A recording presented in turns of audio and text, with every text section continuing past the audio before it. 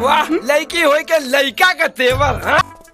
अब उ जमाना गई जब औरत मर्दन की जूती होत रहे। हाँ बिल्कुल एकदम। अभी ऐसा कोनो काम नहीं के जबन सिर्फ मर्द कर सकेला और औरत न कर सके। यहाँ जब मैदान में अभी ये पता चल जाये कि जवन काम हम कर सकीले उ तू कर सकेलू कि ना।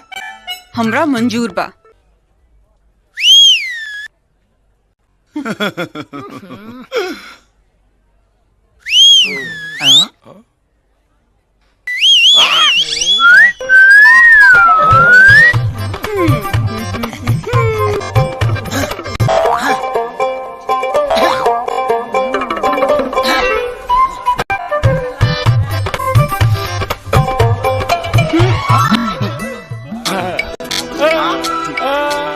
उतारा उतारा पास फर्स्ट डिवीजन या मैट्रिक पास भी नहीं खे।